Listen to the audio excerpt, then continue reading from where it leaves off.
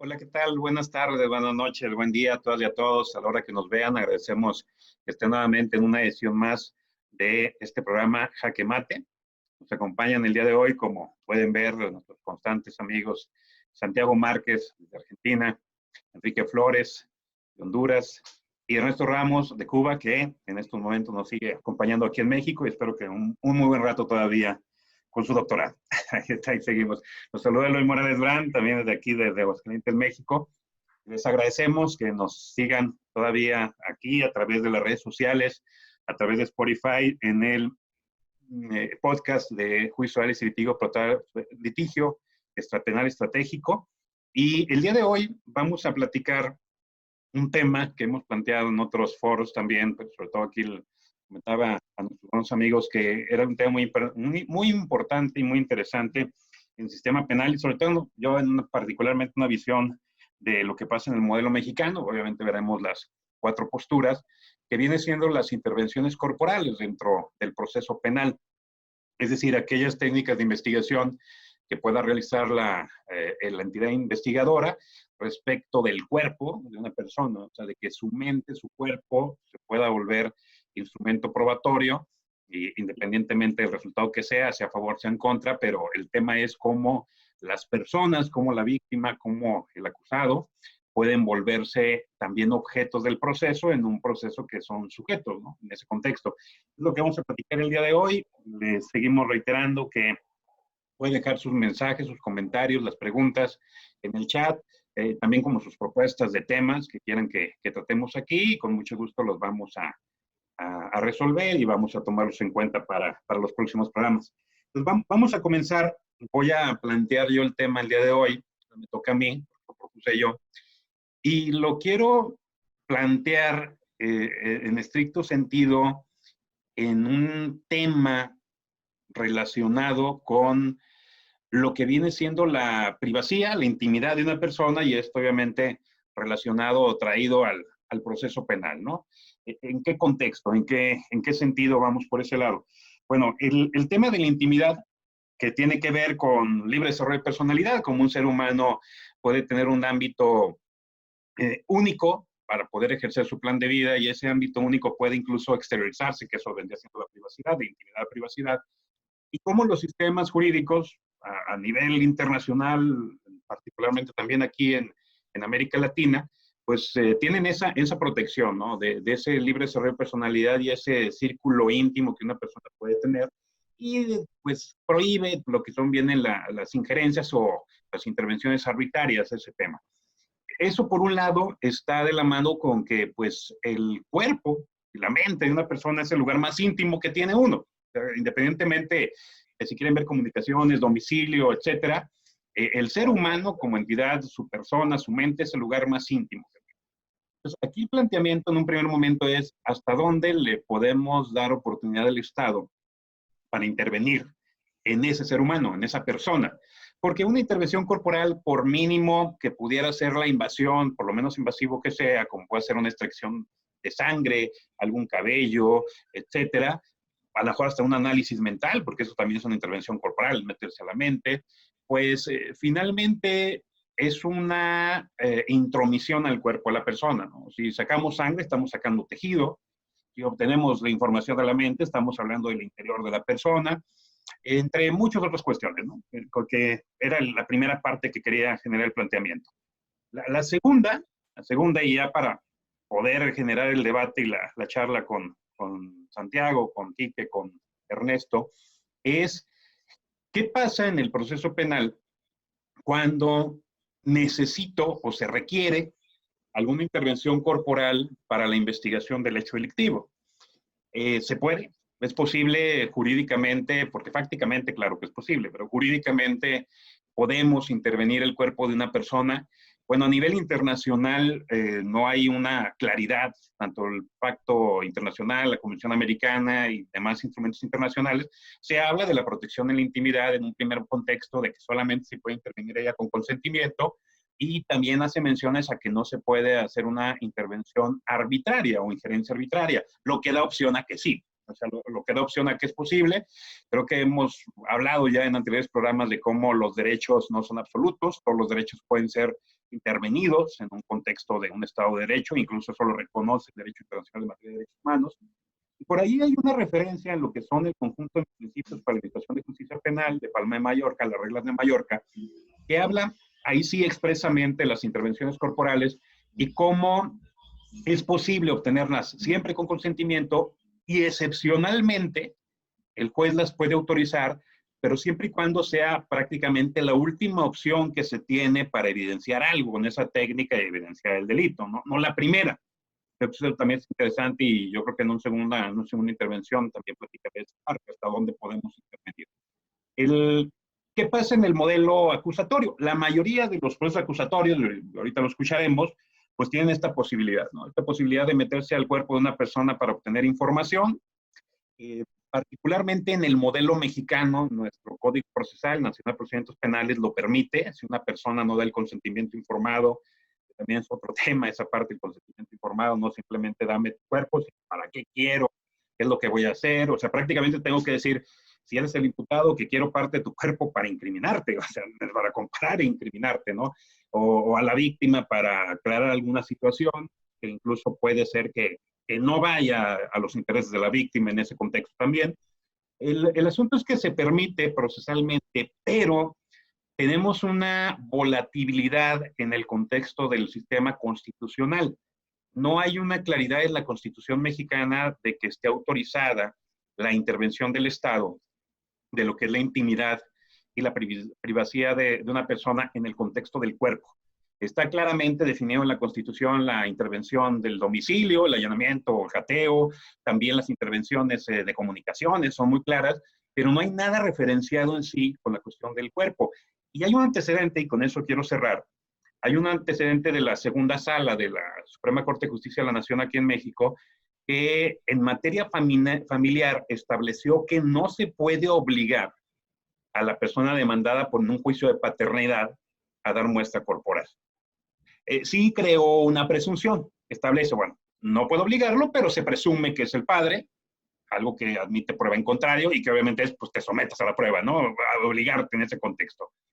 Pero la Corte definió que no tenía herramientas constitucionales en aquella época para obligar a una persona a intervenir el cuerpo. Entonces ahí esta parte no fue cuestión de derecho familiar, fue constitucional. Todavía no se ha cuestionado en México, ¿no? Yo les voy a ser sincero, yo estoy esperando a que me toque un asunto así para poder llegar a cuestionarlo a nivel corte. O sea, es la única defensa que se tendría, porque en otros contextos es complicado, pero tenemos esa ambigüedad de la intervención y creo que uno de los puntos esenciales para saber si puedo intervenir un derecho humano, un derecho fundamental, pues es de entrada que tu norma constitucional o tu derecho internacional te autorice, ¿no? En ese contexto, porque de lo contrario, sabemos que lo que no está prohibido está permitido, pero si voy a intervenir o afectar derechos, eso sí tiene que estar claramente definido o claramente autorizado por los órdenes constitucionales. Es lo que quiero plantear en un primer momento, ya en mi segunda intervención platicaré, definiré parte de los temas, y pues Santiago, te cedo ahí la palabra. Gracias, Eloy. Un tema sumamente interesante y discutido por varias situaciones, ¿no? La práctica en Argentina es que con la introducción en el año 1994 de todo lo que es el bloque constitucional, una reforma constitucional que incorporó al derecho interno el derecho de los derechos humanos, o sea, todos los pactos de derechos humanos que había firmado la Argentina pasaron a tener rango constitucional y generó nuevas discusiones sobre esta situación.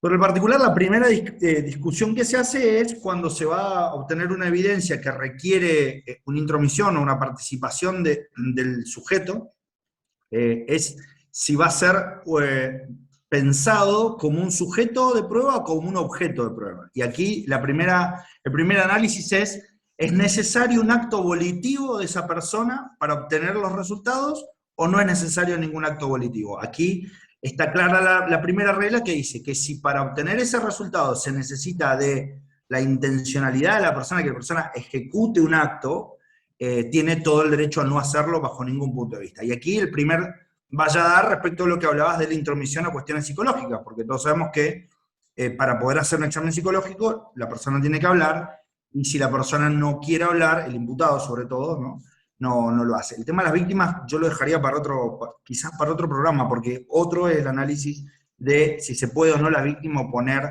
a este tipo de medidas. Pero vamos con el imputado, que es lo más fácil. Aquí, todo lo que requiera voluntad, un acto voluntario del acusado, no se puede obligar.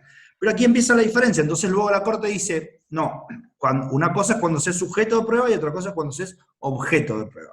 Y ahí, bueno, está esto que es discutible de si los seres humanos podemos convertirnos en objetos. Digamos, si la dignidad humana sigue manteniendo los principios básicos, permiten mantener la humanidad como a una persona, un ser humano, tratarlo como un objeto. La Corte dice que en algunos casos es asimilable y permite, obviamente, previo un análisis como el que esbozaste vos, Eloy, primero de necesidad, y que sea el último recurso, o sea que no se puede obtener de ninguna otra manera estas situaciones, habilita a que se intente utilizar la fuerza pública para dichos fines. Lo que siempre se busca es que no haya otra muestra obtenida o posible de obtener de alguna otra forma que no sea directamente el cuerpo del acusado. Si el fiscal demuestra que no tiene ninguna otra posibilidad de conseguir ninguna muestra que no sea el cuerpo del acusado, el juez dispone que se haga la medida de forma digamos, con una orden para que lo pueda ejecutar el Ministerio Público. Lo que sucede normalmente es que termina luego de los recursos, porque aquí somos muy amantes de darle recursos a todo tiene recursos, luego de que se acaba la cadena de recursos, y queda firme esa decisión, termina ejecutándose y en la mayoría de las oportunidades el imputado termina colaborando. Se ha probado que el método que más respeta la lógica de no acto voluntario de la persona es el de extracción de una gota de sangre del dedo pulgar o de alguno de los dedos de la mano, porque lo otro requiere que abra la boca, que mantenga la boca abierta. Si bien es menos lesivo a la humanidad de la persona, el hisopado, esto requiere un acto voluntario del acusado, que si no lo quiere hacer, se interpreta que tampoco lo puede hacer. Al final del camino se terminan obteniendo los resultados, siempre hablando del sistema penal, y aquí quiero hacer una diferencia. El sistema civil rige lo mismo que explicó Eloy, no se pueden obtener de manera obligatoria, digamos, por la fuerza. ¿Por qué? Porque aquí sí la Corte hizo una diferencia entre intereses generales e intereses particulares y sostuvo que el sistema penal en algún punto representa los intereses sociales de toda una comunidad, y que cuando hay un interés social o comunitario tan importante como el esclarecimiento de un hecho frente a una negativa sin más que la expresión de no querer participar de una persona individual, ahí los intereses de la comunidad van a estar sobre los intereses del particular, pese a que está muy arraigado en digamos, en nuestro pensamiento jurídico, que precisamente las leyes están para proteger a a la minoría contra la mayoría. Esto es una de las excepciones. Normalmente en la Argentina las resoluciones son siempre, no importa lo que quiera la mayoría o la comunidad, voy a estar defendiendo a la persona individual dentro del sistema penal, porque esa es la lógica del sistema penal, poner un valladar, una limitación a las cuestiones de la mayoría, del poder, a las búsquedas de perseguir a las minorías y estas situaciones, cuestión que está muy arraigada, sobre todo después de los procesos de democratización, donde estos principios tuvieron un arraigo fundamental. Así que, en resumen, aquí se habilita la fuerza pública cuando sea el último recurso, cuando sea en sistema penal, y cuando realmente el resultado vaya a incidir en el caso. Esto también es importante, hay que probar que ese resultado va a ser determinante para el caso, y en esas situaciones luego los recursos se habilitan. Esta es la situación de Argentina. Te paso la palabra, Ernesto, para que continúes con el tema. Baquique, ¿no? Baquique, Manrique. Así que, Enrique, perdón. Está bien, está bien. Adelante, vamos. El orden de los factores no altera el producto. Está bien, muchas gracias, Santiago, muchas gracias, Ernesto. Sí, importante también recalcar el papel de la defensa en estas intervenciones corporales, de que su papel no tiene que ser meramente aparente, sino que realmente es sometido a un principio de contradicción, porque muchas veces, y sucede aquí en Honduras, el papel nuestro como defensores termina siendo solamente aparente, no estamos en igualdad de armas frente frente a la voluntad del poder punitivo.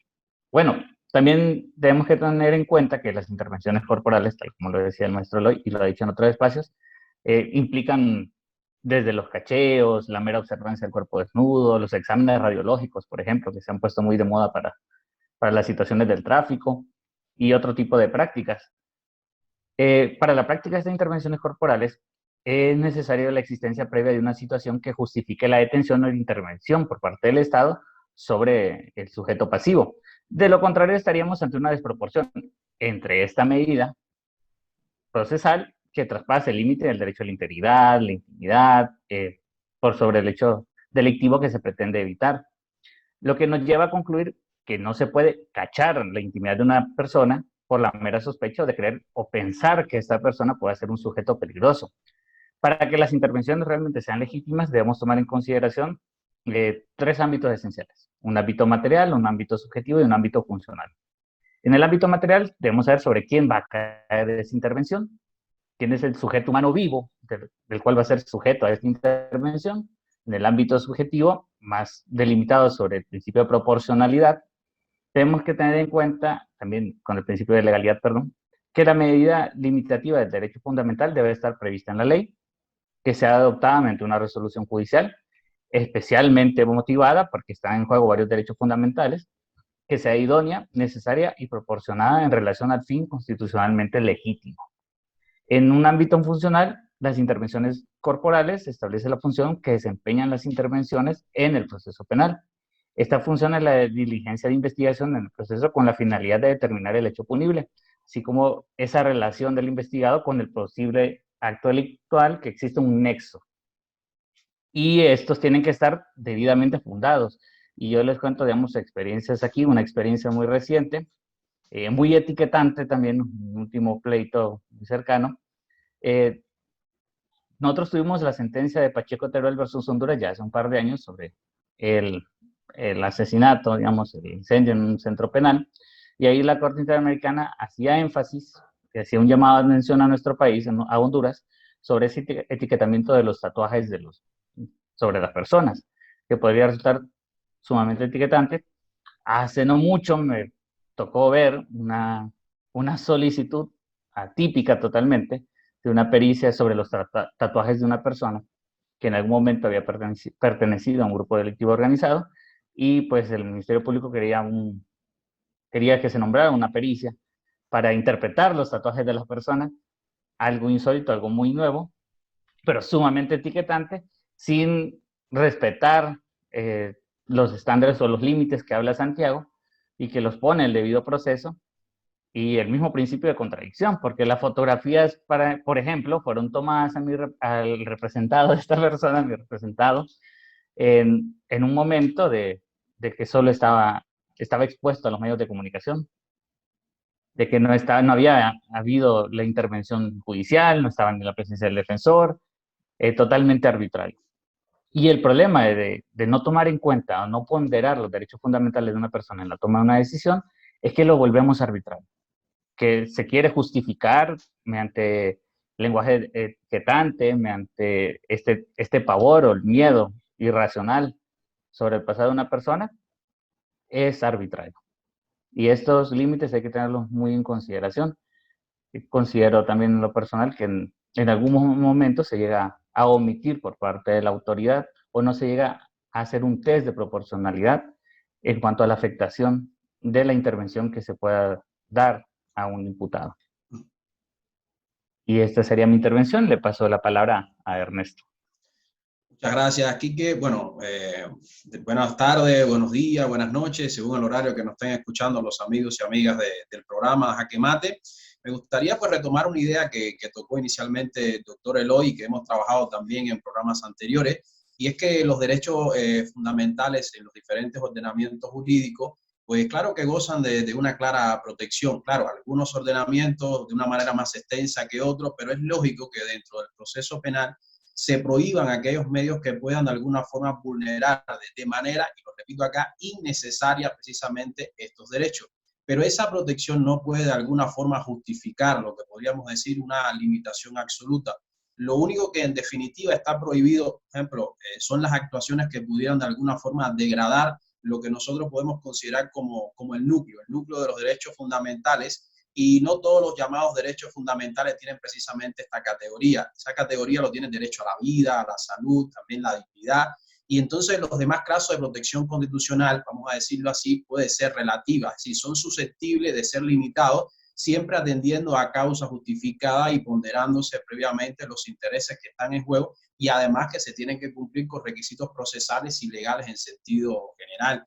Porque, a ver, si los derechos fundamentales fueran absolutamente infranqueables, el proceso penal estaría, vamos a decirlo así, destinado a un fracaso. ¿Por qué? Porque el mismo proceso penal, desde un inicio, implica una limitación de derechos y libertades del individuo.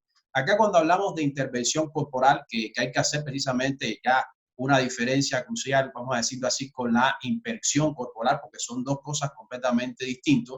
Diríamos que la intervención corporal es precisamente un acto de investigación que recae sobre el cuerpo de la persona. Aquí me voy a montar en el tren del doctor Santiago y vamos a hablar nada más que en el imputado, porque la víctima o tercero sería ya otra cuestión completamente distinta.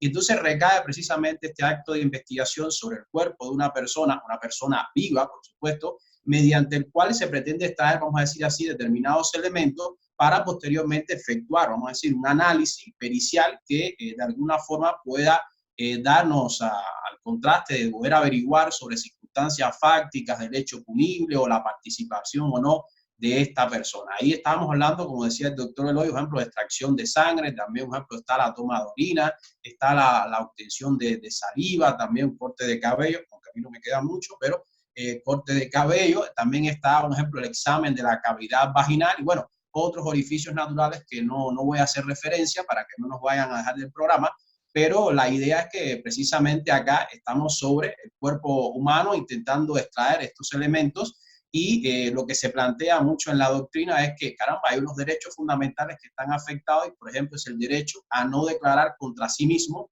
y a no confesarse culpable. Algunos consideran de que esta intervención corporal puede vulnerar este derecho, también el derecho a la intimidad personal, a la intimidad corporal, el derecho también a la integridad física y el derecho a la libertad. Yo creo que al final él o la juez debe analizar, para terminar esta primera intervención, debe analizar y también ponderar las circunstancias de cada caso en particular para ver si las restricciones, vamos a decir así, de estos derechos individuales de la persona afectada, pues caramba, de alguna forma son proporcionadas. Retomo lo que dijo Enrique, aquí es muy importante aplicar en la ponderación este principio de proporcionalidad, ver la idoneidad, ver la necesidad y la proporcionalidad en sentido estricto, y caramba, también valorar otros aspectos fundamentales como pueden ser gravedad del delito, puede ser también el grado de participación de este sujeto, también la información que se pretende conseguir. Hay veces de que se pretende una intervención corporal, pero no guarda ninguna relación o excede los límites precisamente del delito que está siendo investigado,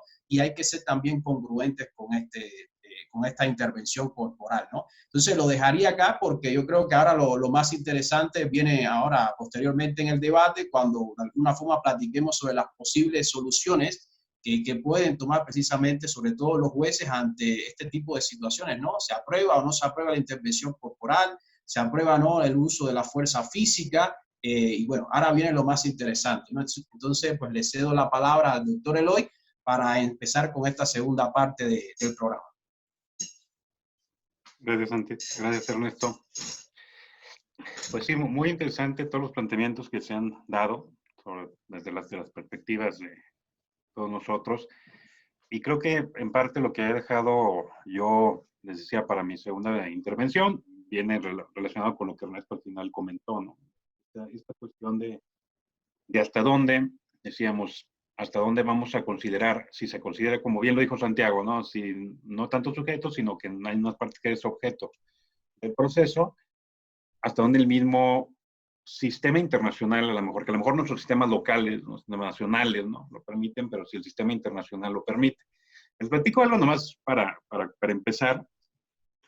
Acá en México, tribunales colegiados, que son los que emitían parte de lo que es la jurisprudencia, porque ahora ya tenemos un sistema de precedente también, a partir de una reforma que se dio por su publicación, pero establecieron por ahí que la dignidad era un derecho fundamental. O sea, lo dijeron que era derecho fundamental, o sea, no un principio como tal. Y desde ahí, bueno, aunque quedó volando el asunto, sí era interesante ver si era un derecho fundamental, la dignidad, si se podía violentar ese derecho fundamental de la dignidad. Pues el mismo criterio decía, no, pues si no se puede violentar el derecho a la dignidad, pues entonces podemos o no violentar derechos. Pero creo que era una interpretación errónea, ¿no? En ese contexto. Creo que la dignidad más bien es un principio de interpretación sobre derecho. Y obviamente ahí sí podemos afectar cualquier derecho, pero siempre en la mano de una cuestión de dignidad. Les voy a platicar rápidamente las soluciones o lo que ha pasado en México, ¿no? En contextos jurisdiccionales, en salas, ante la Corte, todavía no ha llegado este tema en cuestionamiento, así como llegó en materia familiar, no ha llegado en sí en materia penal, pero claramente, ¿no? Pues claramente a través de alguna acción, algún amparo, algo que directamente revise la Corte, ya sea en la primera sala o el Pleno.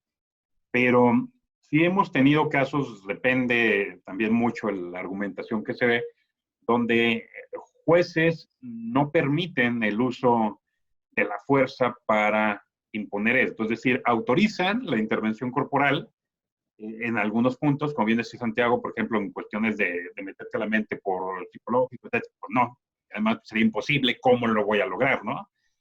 Tendría que lograrlo a través de su hora de la verdad, que es algo que hace una generación cruel, inhumana y degradante, algo que está prohibido.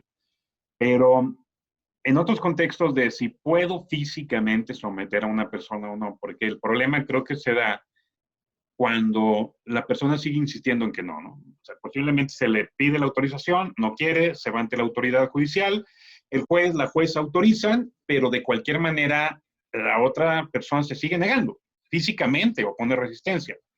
Entonces, ¿cómo ejecutar esa determinación? ¿Hasta dónde puedo utilizar la fuerza para esa determinación?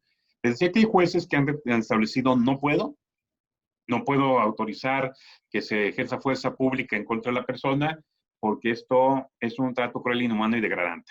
O sea, lo degrado a objeto. Hay otros que han indicado, pues sí puedo, pero en una medida violenta. Como una medida violenta, les digo un caso que acaban de platicarme de aquí en Aguascalientes. Eso sí se me hizo extremadamente invasivo. Y por ahí vemos que no hay criterio adecuado en los fiscales, pero tampoco en las defensas y los jueces ni se diga. Que se autorice la toma de muestra, no quiera, o se pida una muestra de saliva, de rastro de cavidad bucal, que no es simplemente un escupitajo, sabemos que tienen que frotar para sacar células epiteliales y demás, dentro de la encía, el cachete, la mejilla por dentro, perdón. Y la persona no quiso. Entonces, ¿qué fue lo que hicieron? Pidieron la fuerza pública, en automático el juez dijo, sí, te la doy, es más, desde que te autoricé, pues tienes la fuerza pública, y claro que sí, por eso autoriza en contra del consentimiento de la persona, ¿no? Entonces, ¿qué hicieron? Lo someten físicamente, le tapan la nariz, es decir, lo asfixian para que abra la boca. Y luego ya le toman la muestra. O sea, esa fue la reverenda idea que tuvieron para hacer cumplir una determinación judicial. O sea, eso si no se cae en un amparo es que estamos en México permitiéndole todo a la autoridad, ¿no? Cuando en otra, y ahí se les platico otro contexto, que incluso yo participé en ese contexto, en esa argumentación, de decirle al tribunal, ¿sabes qué? Te pedimos la autorización de la muestra bucal, no quiere la persona, obviamente no vamos a ejercer una fuerza que genere más invasivo al asunto, te lo habíamos pedido por ser lo menos invasivo, pero en este momento que ya no quiere abrir la boca, tendríamos que utilizar una fuerza tal que lo lastimaríamos. O sea, forzaríamos su boca, haríamos esa parte de taparle la nariz, que es asfixiarlo, o sea, puede morir por eso, puede entrar un shock por eso, es algo muy grave. Entonces, ha dejado de ser lo menos invasivo y se vuelve lo más lesivo. Entonces, autorízanos que si no quiere abrir la boca, nos permitas pincharle el dedo y que saque la sangre, ¿no? Ahí como sea, pues lo podemos físicamente detener, es lo menos invasivo, pinchamos y sale. Y ahí el tribunal decidió que sí, pero a lo que voy, no hay todavía una homogeneidad, pero lo que a mí me preocupa es si tenemos litigantes, fiscales, asesores victimales, defensoras, defensores, pero sobre todo autoridades judiciales, que tomen conciencia de que al permitir una intervención corporal tienen que hacerlo de una manera que se comprenda que, por mucho que sea un objeto de prueba la persona, sigue siendo un ser humano, sigue siendo un sujeto, ¿no? Y en ese contexto, pues hay que ser muy cuidadoso. Obviamente, si, por ejemplo, para ejecutar una detención, Cuando un policía está en la calle, tienen protocolos de uso de la fuerza que tienen que ir siguiendo para que sean válidas las ejecuciones, pues obviamente con mayor razón de este lado, ¿no? Entonces creo que con eso cerraría mi participación en este segundo punto, hasta dónde estamos preparados, yo concluiría, por lo menos aquí en México, hasta dónde los operadores, los sujetos procesales estamos preparados para comprender cuáles son los límites de este derecho a la dignidad, de este derecho a la intimidad, frente a la ponderación de los derechos de la víctima, la verdad, del Estado, etcétera, pero sobre todo su ejecución. Santiago. Sí, tocaste justamente un tema que es central para definir el límite, ¿no? Y la Corte tiene dicho que las correctas interpretaciones de los derechos que contiene la Convención Interamericana de Derechos Humanos requiere que un respeto por uno de aquellos no haga desaparecer totalmente al otro. Digamos, cuando uno tiene que hacer una interpretación, tiene que hacer aquella que sea más favorable a mantener la mayor cantidad de ambos derechos en pugna, ¿no? De ambos principios. Esto pasa en un montón de situaciones, y la Corte creo que ya lo viene sosteniendo hace mucho tiempo, y es algo que todos entendemos, digamos. Si bien la Corte dice, y en este tema Artavia Murillo contra Costa Rica es muy claro, que ningún derecho, ni siquiera el derecho a la vida, es absoluto, pero también dice, bueno, pero cuando hay un conflicto de intereses o entre dos derechos, hay que tratar de buscar la interpretación que haga sobrevivir en mayor intensidad ambos intereses, ambas garantías, ambos derechos en pugna. Y aquí está lo que decís vos, el derecho del Estado, de la víctima, a la verdad y a conocer, tiene que tener el límite en la dignidad humana. La dignidad humana no puede olvidarse, no puede verse avasallada totalmente por esta necesidad del Estado. Entonces, el problema de estas cuestiones siempre son problemas de armonización de derechos fundamentales que requieren una sintonía fina de los operadores, que a mi juicio solo se puede resolver con jueces que sean absolutamente taxativos respecto a las medidas que disponen. Y en esto sí, y tomando un poco lo que decía Enrique, la participación de la defensa, no desde solo la fachada, estar presente, sino de una defensa material, puede verse representada de una manera correcta, diciéndole, bueno, señor juez, usted lo autorizó, bueno, ahora diga cómo. Explique exactamente cómo va a ser el procedimiento, cuál es el procedimiento menos lesivo que usted autoriza para que la fuerza pública lo lleve a cabo y funcione. Aquí en Argentina, o en mi provincia, para ser más exactos, como hasta hace poco había un sistema mixto, inquisitivo, lo que se trataba de hacer era que el juez estuviese presente en esa toma de muestra para que fuera el que terminaba definiendo y controlando que se cumpliera de una manera correcta. El nuevo pensamiento que llevamos ahora es, el fiscal, más allá de ser quien pide la medida y quien necesita la medida y quien la ejecuta la medida, tiene que cumplir ese control de garantía también de que sea ejecutada dentro de los límites. Entonces, la dignidad humana es el límite para la injerencia del Estado en una persona. Siempre que estamos hablando de medidas sumamente intrusivas. Ahora, otro tipo de medidas como las que referenciaron acá, que no tienen que ver con tener que tener contacto siquiera con el cuerpo humano de la persona, aquí no se discute que se puedan usar todo lo que es imágenes, rayos X y demás, esto ya se superó con otras situaciones, se pone en juego otras situaciones, pero está superado. Creo que la dignidad es el eje sobre el que hay que trabajar, por lo que dijiste vos, Eloy, y aquí tomo lo que dijo Enrique, un defensor tiene que decirle, perfecto, delimitemos cómo lo vamos a hacer, quién lo va a hacer, dónde lo vamos a hacer, y eso es la mejor forma de poder ejercer un control, siempre que sea necesario. Enrique.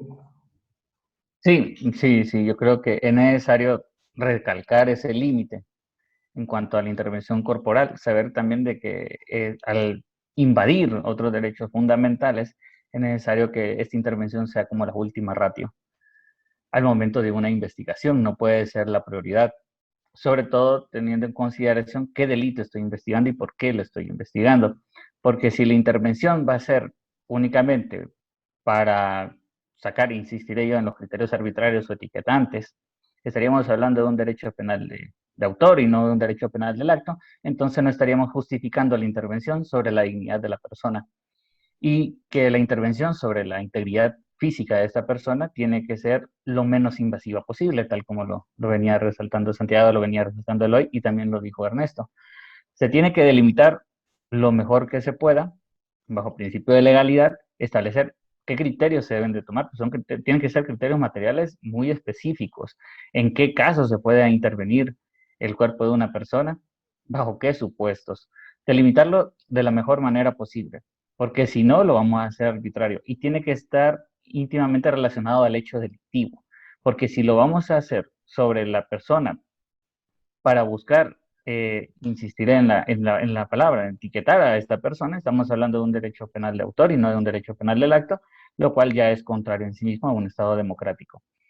Para mí, como conclusión, ese sería lo que tendría que recalcar, los límites que le tenemos que poner a la intervención estatal sobre la integridad de la persona. Ernesto. Bueno, muchas gracias, Quique. Bueno, una primera conclusión a la cual yo arribaría, y algunos dirán, por ejemplo, los amigas del canal dirán que es obvio, pero si lo planteo es precisamente porque en algunos contextos no resulta tan obvio y se cae a veces en la arbitrariedad, es reafirmar precisamente la necesidad de que únicamente sea mediante una resolución emitida por un órgano judicial quien debidamente motivado y fundamentado pueda de alguna forma, vamos a decir así, aprobar, facultar para esta intervención corporal. Lo digo porque en determinados contextos a veces no se llega ante este órgano judicial, este órgano jurisdiccional, y ahí pueden haber precisamente espacios a arbitrariedad. Solo el juez o la juez debe tener precisamente esa facultad de acordar la práctica de una intervención corporal, debe hacer una ponderación. Esto no es una lista de que si tú necesitas prueba de ADN, puedes tomar la prueba de ADN, o si puedes la extracción de sangre, la tomas. No, esto no es una cuestión de que esté en una lista y tú lo puedas de alguna forma llevar a cabo. Esto se trata de un proceso de ponderación, de determinación de presupuestos objetivos que puedan justificar precisamente la adopción. Así que esto no es en todos los casos, sino estamos hablando de casos muy puntuales que en ocasiones, vamos a decir así, no hay de otra porque el cuerpo de este imputado, de esta persona que está siendo de alguna forma a veces hasta acusada, pues constituye el objeto, vamos a decirlo así, de peritaje, y es donde se convierte de sujeto a objeto de peritaje y realmente la única prueba puede estar precisamente en su cuerpo, ¿no? Y a partir de ahí yo creo que coincido con lo que estaba diciendo Santiago. Yo creo que acá, en el caso de que un sujeto soporte pasivamente la realización de esta intervención corporal, que no es más que dejarse hacer esta intervención, ahí yo creo que nada impide la actuación del poder del Estado. Pero cuando ya se demanda una colaboración, vamos a decir así, de carácter activa a ese perjudicado, yo creo que ahí sí no lo vería, vamos a decir así, procedente. Yo creo que ahí se incurriría a veces hasta una ilegalidad. Es decir, si es una participación pasiva, sí, pero si es una participación activa, no lo vería acorde. Y al final aquí estaría muy interesante porque ustedes platicaban desde su experiencia. Yo tuve compañeros o compañeras, colegas que realmente tenían criterios muy, vamos a decir así, muy variados. Algunos decían, caramba, yo soy el juez o soy la juez, y a partir de ahí he determinado que esta es la intervención que se tiene que llevar a cabo, y a partir de ese criterio pues llevaban a cabo, ¿no? Y que se cumpliera. Otros manifestaban un respeto absoluto por la voluntad, vamos a decir así, de la persona que estaba siendo imputada. Mira, no quiere, y evidentemente se niega, inclusive llega a defenderse de las personas que le van a hacer esta intervención corporal, y pues decían que no procedían. Otros optaban precisamente por la aplicación de un ejemplo de imputarle un delito de desobediencia. El delito de desobediencia, yo creo que eso es un poquito de fraude a la ley, para ponerlo entre comillas, porque si vas por homicidio, si vas por violación, que te vayan precisamente con una sanción por, vamos a decir así, por desobediencia, parece a veces hasta irrisorio. Hay quienes también de alguna forma, creo que incorrectamente lo tomaban hasta como una auténtica confesión por parte de esta persona imputada. Digo que para mí no debería ser así. O algunos lo convertían en un indicio más de la culpabilidad. Creo que ahí es como convertirlo en una de obligación procesal a una carga procesal. Entonces, pues realmente las formas en que se solucionaban este tipo de situaciones, pues hoy son variables. Es decir, tanto en la doctrina como en los órganos jurisdiccionales, en los tribunales, en la sala de justicia, son muy variables. Y yo creo que lo que debe primar es precisamente que si se determina una intervención corporal, hay que ponderar, y pues tiene que ser precisamente un criterio que esté bien justificado, y bajo ningún concepto se puede poner en peligro ni la vida ni tampoco la salud de esta persona. Y el tema de la dignidad es un espacio, vamos a decir, de arenas movedizas, que creo que todavía falta mucho por trabajar en determinar precisamente si es un principio, si es un derecho fundamental. Y entonces, pues ahí yo creo que si se aprueba o no, depende mucho de la pericia, de la, vamos a decir, de la sagacidad, tanto por ejemplo, de los defensores, como de los fiscales, como también del criterio que pueda sostener, en este caso, pues el juez o la jueza. Entonces, pues nada, aquí no hay un criterio único, no es un criterio o un tema que esté cerrado. Yo creo que la última palabra precisamente lo tiene el juez, pero también lo tienen los argumentos y razonamientos que se puedan vertir en el juicio para poder proceder a una intervención corporal. Entonces le cedo la palabra al maestro Eloy. Adelante. Gracias, Ernesto. Pues sí, creo que es un tema que nos da para hablar mucho, mucho más. Otros programas, como dijo Santiago, incluso ver uno de la perspectiva de respecto con la víctima, ¿no? Que tiene que ver las intervenciones hacia la víctima y a otras personas que incluso pudieran estar relacionadas para el esclarecimiento del hecho. Y yo creo que en parte, una de las conclusiones que podemos dar ya para cerrar el programa es la dignidad del ser humano tiene que cuidarse, ¿no? Si le autorizamos al Estado poder violentar la dignidad de un ser humano, le estamos autorizando todo. Es como los casos de la pena capital. O sea, prácticamente es uno de los ejemplos más claros de la afectación a la dignidad total de un ser humano y pues hasta dónde el Estado, por mucho que tenga, perdón, la sociedad, por mucho que tenga sensaciones de inseguridad y quiera tranquilidad, soltar esa dignidad en manos del Estado, creo que sería muy, muy peligroso. Les agradecemos mucho a todas y a todos ustedes, también obviamente gracias Quique, gracias Ernesto, gracias Santiago por estar aquí con nosotros, por sus comentarios muy, muy ilustrativos e interesantes, a todas y a todos ustedes que nos están siguiendo a través de redes sociales, la página de Mezcal Derecho y a través también de Spotify. Les agradecemos que nos sigan escuchando, que nos estén viendo y les también agradecemos sus comentarios, sus preguntas, sus propuestas. Como les decíamos, ahí las pueden dejar en el chat y nos veríamos entonces el próximo lunes con otro programa más de aquí.